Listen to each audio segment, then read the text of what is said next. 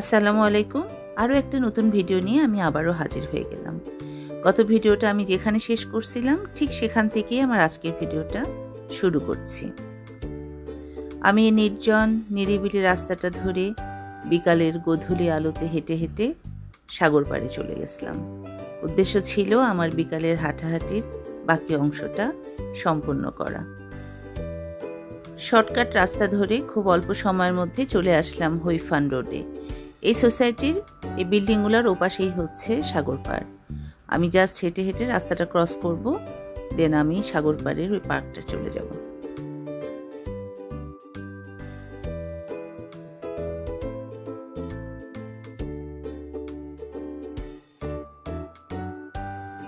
একদম দূরে যে বিল্ডিংগুলো দেখা যাচ্ছে ওটাই হচ্ছে আমার সোসাইটি। আমি আমার বাসা থেকে বের হয়ে আস্তে আস্তে হেঁটে হেঁটে এদিক দিয়ে রাস্তা ক্রস করলাম, করে আমি এখন সাগর পাড়ে চলে আসলাম। আমার বাসা থেকে 20 থেকে 25 মিনিট লাগলো এই সাগর পাড় পর্যন্ত আসতে।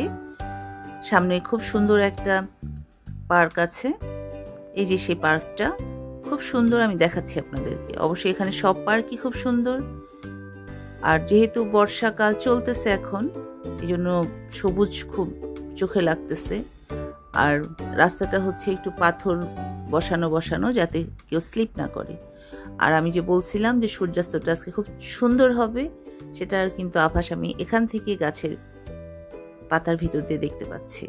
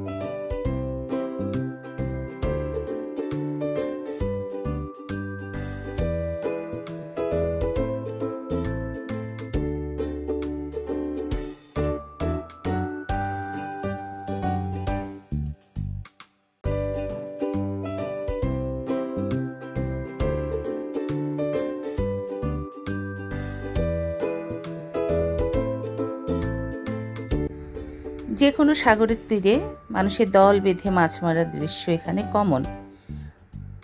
দিনে বা রাতে যে কোনো সময় যে কোনো সাগর পাড়ে গেলে দেখা যায় মানুষজন এভাবে মাছ মারতেছে। তাজা তাজা মাছও পাওয়া যায়।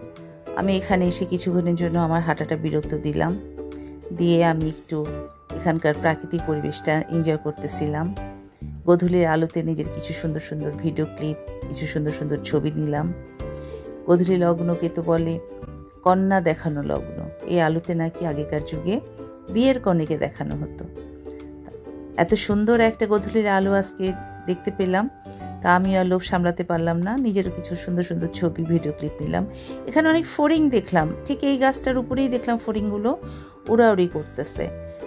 পার্কে কিন্তু অন্যান্য জায়গায় আমি আর এই ফড়িংটা দেখি নাই, কি জানি কেন এখানে প্রচুর ফড়িং দেখলাম। ভিডিওতে ঠিক মতো আসতেছে কিনা জানি না। ওই যে দূরে উঁচু বিল্ডিংটা দেখা যাচ্ছে, ওটাই হচ্ছে আমার হাঁটার শেষ স্টপেজ। আমি ওই পর্যন্তই হাঁটতে যাই। পার্কটার নাম হৈফান রোড পার্ক। সব পার্কের মতো এই পার্কেও বাথরুম আছে, খাবার পানির ব্যবস্থা আছে। এখানে যে কোনো পার্কে গেলে এই সবের কোনো চিন্তা নাই, নিশ্চিন্তে হাঁটা যায়।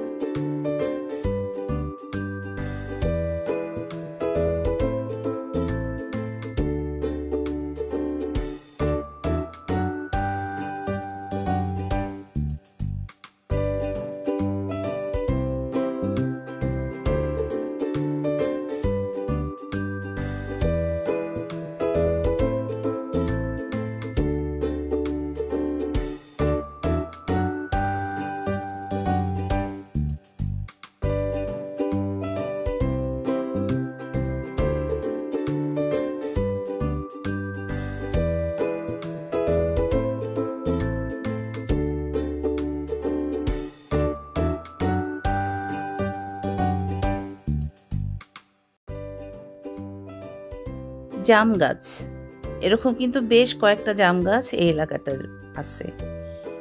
জামের সিজনে কিন্তু প্রচুর জাম হয়েছিল। কেউ তো এখানে কোনো গাছের ফল পেড়ে খায় না, পাখিদের জন্য ফেলে রাখে। আমার প্রচুর লোভ লাগতো যখন জামগুলো পেকে পেকে রাস্তায় একদম বিছায় পড়ে থাকতো। আহারেই দেখি কি মায়া লাগতো। এরকম অনেকগুলো জাম গাছ, কিন্তু আমি তো আর পারতাম না। এই যে এগুলোও জাম গাছ, এত জাম হয়েছিল এবার। আরও আছে সামনে, আরও অনেকগুলো জাম গাছ আছে, কিন্তু এখানে আশ্চর্যজনক কোনো গাছের ফল এখানে কেউ পেড়ে খায় না। ওই গাছের ফল গাছেই থাকবে, পেকে পেকে পড়ে যাবে, নষ্ট হবে।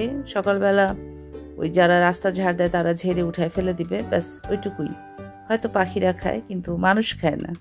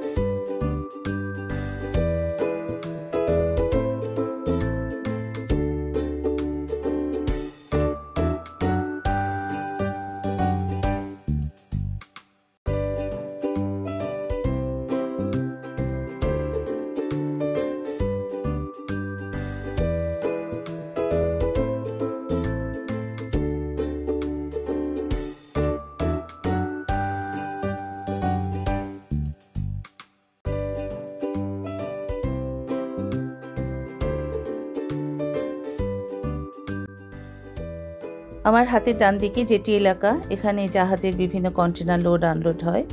এটা পুরাই সংরক্ষিত, আমাকে সামনেই হাঁটাটা বন্ধ করতে হবে। এখানে আসতে আমার প্রতিদিন 40 মিনিটের মতো লাগে, কিন্তু আজকে যেহেতু আমি থেমে থেমে ভিডিও করছি, একটু বেশি সময় লাগলো।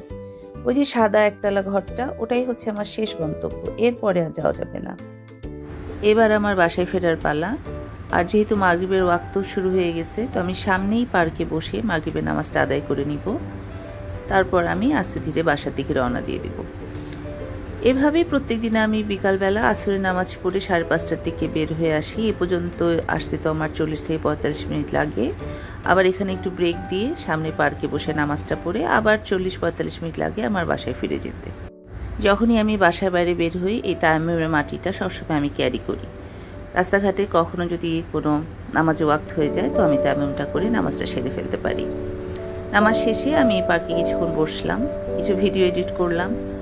খুব সুন্দর একটা ওয়েদার ছিল, হালকা হালকা বাতাস, খুব ভালো লাগতেছিল। এখানে নামাজ শেষেও 10-15 মিনিট অপেক্ষা করে তারপর আমি আস্তে ধীরে বাসার দিকে রওনা দিয়ে দিয়েছিলাম।